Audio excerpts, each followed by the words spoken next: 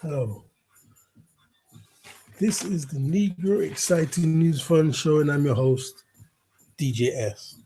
So, we're here to talk about Pernel Whittaker. Yeah, unfortunately, he died this week. He was hit by a car. So, firstly, this guy was a great boxer, you know, won gold in the Olympics. I mean, that Olympics, you had a lot of great American fighters won gold medals who turned up went on to have really good professional careers, yeah. And Pernell Whitaker was one of them, yeah. But what I loved about Pernell Whitaker was his style. You know what I mean? I'm the kind of person who likes stylish boxers. Yeah. Some people they're just happy to see somebody knocked out. As long as someone's knocked out and on the floor, they're happy with that. No, I'm not happy with that. I want to see some kind of skill. Yeah. And Pernell Whitaker, you know, was exactly that, a stylish boxer. Yeah, I mean, I even had him in thoughts this week. Yeah, because here in the United Kingdom we have this boxer called Daniel Dubois, and he fought a guy called Gorman. So the whole hype on this Dubois is that he's a one punch knockout artist and he's knocking everyone out. But when the fight was on, it's like there's no style. It's just like in fact, the person I'm going to mention now is in his corner. He's just like another version of Frank Bruno. Yeah, yeah. He's a young guy. All this story, all these things people saying at work. Oh, he's young. He's young. Forget all that young thing. Yeah, Mike Tyson was young, 20 years old, the youngest ever heavyweight fighter. Yeah, world champion. He was young. He had some style about him. Yeah. Fucking Adrian Broner. What did Adrian Broner do? But before he was trying to be all rap and hip hop and threw his boxing career down the drain. What Adrian Broner done as a youngish? Who was more stylish than him? Brush my hair, pops. Yeah. So all this stuff about young, it don't work with me. Yeah. So anyway, what I'm saying now is like this fucking Dubois. I was watching the fight. It was kind of boring. Then I think I skipped the last round just to kind of see the round before last, just to see the knockout. And then I said, "Oh gosh, man, I can't watch this kind of box. I need to watch stylish fighters." And Pernell Whitaker was one of the people I thought of. He was one of the people I fucking thought of. Next thing I know, yeah, a few days later, oh, he was hit by a car and he was killed. Yeah, it's very sad. I mean, but the news report kind of surmised or hinted, he was walking at night and it was a bad area. Oh, what was he doing there? Oh, maybe he went to buy something to eat. That's what they were saying. Yeah.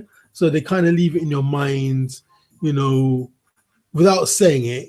Oh, maybe he was murdered. God forbid it, but they insinuate, oh, he was in a bad area. Well, maybe he was going to buy drugs, something like that. Without actually saying it, they just kind of hint he was in a bad area. What was he doing there? I mean, in this day and age we're living in, people. I mean, they legalized drugs for the first start. Everyone's like think they can smoke this skunk marijuana and do what they want, drive. But also now you have all this technology in your car. In your car, you got like, what have you got? Your sat nav. You've got all kinds of silly things you could be looking at. The only thing you're not looking at is the fucking road. And he's just a small dude. Yeah. So, maybe, a vehicle hit him, didn't even see him. Yeah. And that's what happened to another boxer I liked. We had a boxer here in the United Kingdom called Gary Mason. He was hit by a white van, a delivery van. But the person who hit him ended up going to prison. So, I mean, I don't know. Maybe the driver was convicted of some kind of neglect. That's why he went to prison. But Gary Mason was another good boxer. Yeah. But unfortunately, he had to come up against Lennox Lewis. So when Gary Mason came up against Lennox Lewis, forget about it. But Gary Mason was a good boxer and a good guy. But I saw some videos about how Lennox Lewis beat Gary Mason, yeah? like Gary Mason had a problem with his retina. It had been detached, yeah. So Lennox Lewis's camp decided, right, we're going to attack his bad eye. It sounds very evil, doesn't it? But that's what they done. And in fact, on the head guard, yeah, on a head guard that Lennox Lewis's sparring partner had, I think they put an X on the part of the eye that he was supposed to aim for. So he literally trained just hitting this X, yeah, the eye, the bad eye, yeah. And I've never seen anything like it. I mean, Lennox Lewis beat Gary Mason just with a jab. And Gary Mason was very brave. And then in the last round, he kind of threw caution to the wind and just came out all attacking, trying to win. But Lennox Lewis was too skillful. But the thing about this Gary Mason, I mean, he was a good guy, yeah? On one of his fight cards, you know, Gary Mason, he fought in the card where Chris Eubank Sr. fought Michael Watson. And we all know Michael Watson had a bad brain issue, yeah? Had a very serious issue, yeah? And he's still got a problem to this day. So the story is that Gary Mason went to the hospital to check up on Watson, and his mother was there. And, you know, I think his earnings for the fight was like £10,000. So Gary Mason kind of said, well, you're going to need it more than me, and gave his purse, £10,000, to Michael Watson's mum. I mean, he's a good guy, man. He's a good guy.